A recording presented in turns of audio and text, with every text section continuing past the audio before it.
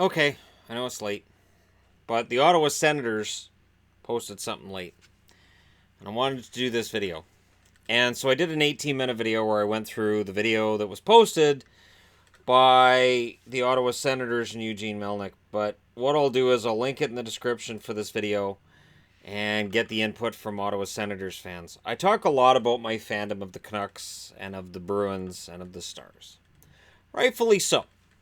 But the Ottawa Senators have always been 4 on the list. And there have been times where they bump one of them down, usually Dallas. But it's usually Dallas is just, it's during one of the more inept phases that I'm like, oh, I can't do this. Well, I might be there, with Ottawa. Now, Eugene Melnyk has said a lot of the same things throughout the summer. I'm not moving the team. He says it again. I'm not selling the team. He says it again. I'm going to, I'm gonna build this team. He said it again. But what's weird is he said that they're going to play with as many as 10 rookies this year, or 10 new players, players who've played less than 10 games the year before. And he kept saying new, young rookies, young. And then he said that in a year after, so after this season, next season, it'll be as high as 15 or 16. Now, here's what's curious. First off, he wore a Senators jersey during the interview. Secondly, it was a Reebok, so it wasn't even an Adidas. Geez, Eugene, are you cheap? You're not even buying a brand new jersey for your own team. And then the other side of it, and I'm just kidding about that. My sarcasm has not been going over well the last couple of days, and I need to really tone it down, because some people don't get it. I made the comment about Bergevin discussing Pacioretty having a deal done in French because he didn't want English people to know. I know there's interpreters. I live in Canada. Anytime you see a speech from a political head, half of it's in French. So, anyhow, I have to watch the sarcasm, and I'm doing a video about Eugene Melnyk, so this is going to be a challenge. Because Melnyk didn't mention Carlson once. He didn't mention anybody by name once. And he was being interviewed by Mark Borowiecki? Borowiecki conducted the interview, which is kind of weird. Now, Borowiecki was the guy who came out in March and said, Melnyk's a great owner, and I don't understand why people are mad at him, and he's a great owner, and without him, we wouldn't have a team in Ottawa. Anyways, he came through, and he helped us out when the team went bankrupt. I can kind of understand that point, and yet, Melnyk's statements last January, or December or January, I know it was during the big Winter Classic there, they didn't inspire confidence in Ottawa fans that he was committed to leaving the team in Ottawa. Now, again, tonight he says, I love the fans of Ottawa. I love the fans of Ottawa. But what's strange to me is that he did say the word rebuild, and he did say there's going to be a lot of rookies, and then he said you have to have veterans in the room because, they have these bonding experiences. And it kind of felt to me like, and I'm going to, like I said, you guys can let me know when you've listened to it. It kind of sounded like when you're in class and you're going on a field trip, and you've got a vice principal in there to talk to you about your upcoming field trip. He's not really understanding the kids these days, so he'll say things that he thinks sound good. And it sounds to me like Eugene Melnyk's trying to identify with the players, but he's almost coming at it from I've watched the movie Miracle, and I know what made them good. I watched Mystery Alaska. I watched Mighty Ducks movies. I understand now. You have to go through adversity. This is going to be great. And then we'll get a ringer about halfway through the season, and nobody will know who this kid is. And then he'll score 50 goals in the second half of the season, and our season will be saved. That's kind of how it felt. And yet at the same time, he's throwing in there, rebuild. And our fans are great, and they understand. Now, if you read the comments under the tweet from the Senators, the fans seem a little less understanding and a little unhappy with Melnyk. I think almost as important as Melnyk sitting there with Borowiecki and talking about it, wearing a jersey, and coming from a man that wears jerseys all the time, that was weird. That was strange.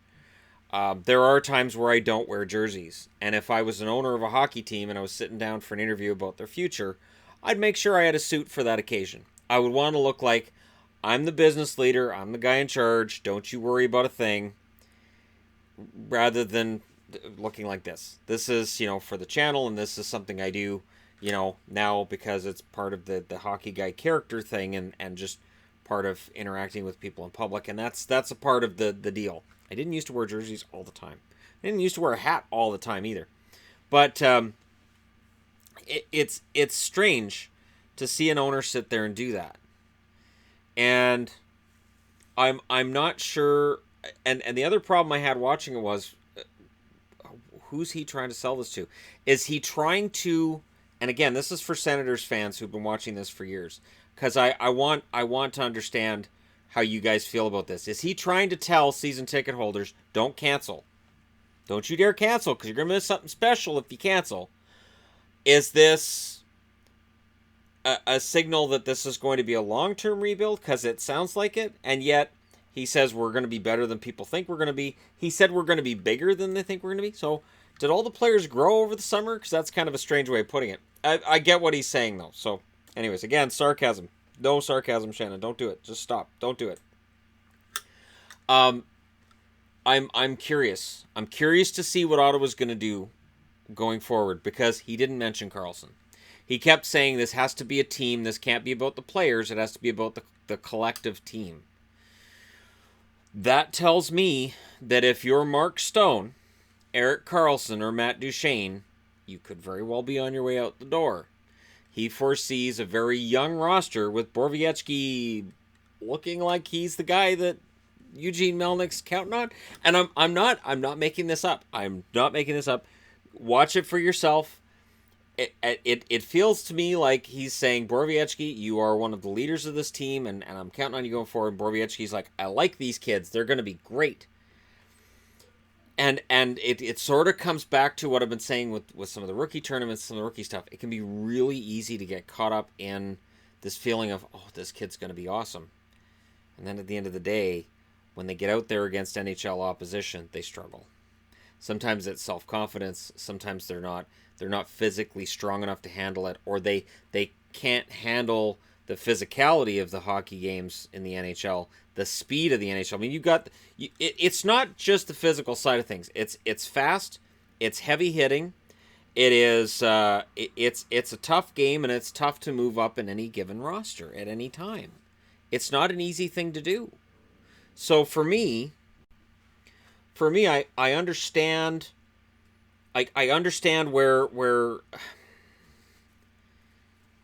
players are coming from when they're excited, like Borowiecki says he is in the interview that I'll link below, about kids. But at the same time, you have to temper that and say, okay, not all of them are necessarily going to be ready right off the hop. Some of them are going to struggle off the hop, and to temper that excitement. So I'm looking at Ottawa right now as this really interesting case story, because they get compared to Montreal, but it's a different situation. Montreal is really trying to rebuild on the fly and get right back into the playoff race. And I think they're not going to be that far out. I still don't have them in the playoffs, but I don't think they're going to be that far out, for all the talk about me being anti-Montreal. I'm more optimistic about Montreal going into this season, even after the Pacioretty trade. That doesn't change my prediction with them. It does make, for me, it makes Vegas a little better odds to be first in the division, but not by very much. So I'm not changing any predictions. But when it comes to Montreal, they seem to be, okay, here's what we're doing, and they're bringing in veteran players to do it. And Ottawa's just kind of, I don't know, we'll see. We'll see. We'll see what Bodker can do. But the owner really seems to be setting up a Karlsson deal. This whole thing tonight, the timing seems weird, going into training camp, to have the owner sitting there and going, be on board, we're going to get younger, going into a rebuild. That's not an owner who's trying to sit down with Karlsson and say, look, you need to sign away 8 more years of your life because, hey, this is going to be a great team. Nope. Not an owner that's sitting down with Stone and saying, hey, look, we got a 1-year deal with you. We got to get more years. And Melnyk, because of the fact that Melnyk's doing this interview and not Pierre Dorion, that's the other part that's weird. When we see these interviews about the direction a team's heading in, who did the interview for Toronto? Kyle Dubas. Dubas owns this team on the ice. That is his roster and his team. He's in charge of it. Yes, Shanahan is the puppet master on the whole thing, but it's Dubas that sits there in front of the cameras. Vancouver, Benning stumbles over his words sometimes, looks kind of uncomfortable, but you know what? He sits there and he takes questions. You don't see Aquilini out there, and believe me, there's Vancouver fans have issues with Aquilini, but it just seems weird to me that it's Melnyk answering the questions about the direction of the team and what's going on with the team instead of the GM. That's weird. And that might be the weirdest part of the interview. But watch the interview. Again, I know this is late, but they posted it, a couple hours ago, and it's like, holy crap, this is going to be late for people. Again, it feels to me like there's a Carlson trade coming. So I think that's going to happen over the next week or two. Just based on this interview, I can't figure out any other reason why an owner would be sitting there going, we're going to do a rebuild. And I'm not going to mention the name of any player on the roster.